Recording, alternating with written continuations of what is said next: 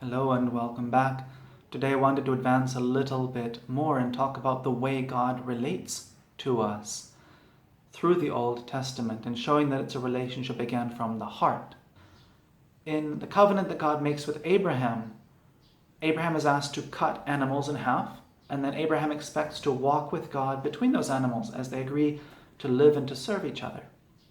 And the implication is what happened to these animals being cut in half will happen to whichever side breaks the pact. What God does right after is to send a deep sleep upon Abraham. And Abraham in that sleep sees that God goes between those animals, but Abraham is not allowed to. God says, I will die, split myself in half, rather than break my promise of love to you. But I know that you and your descendants will not be able to keep that promise. So I won't ask you to walk between them, because if you fail, I will not cut you in half. The 10 Commandments are often understood or translated as thou shalt not, as a must list. And yet, a better translation within the context was it was basically a marriage covenant, or as it would be today, joining a country, becoming part of a group. And God is saying, I will always call you by name, as in the previous video, and I will always respect your name. And I ask you also to keep my name holy. What I do for you, I ask you to do for me. God also says, when I'm irritated or frustrated by you, I will not kill you. And I ask that you do not kill others. What I do for you, I ask that you do for others. The respect that I show you is the respect I ask you to show others, also to show me. We are going to share lives. In marriage, you say, for better or worse, richer or poorer, sickness and in health. However you are, I'll be with you.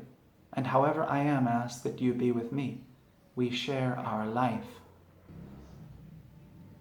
As the Old Testament goes on, we see other relationships described by God. When the Israelites say that they want a king, Samuel is upset. He says, my prophetic words have not been good enough. And God says, no, don't worry. You haven't been rejected. I have been rejected as a king. I will no longer be the one they've asked to rule over. And then God gives them a king, first Saul, then David. God is feeling rejection, and he describes it as such.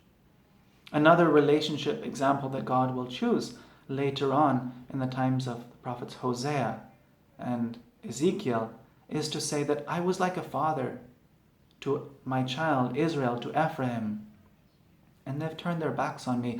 And he speaks like a father who remembers when the kids were young and they used to play together and their child was happy, and now for some reason this child is now angry and has walked away and no longer wants to talk or even visit his father.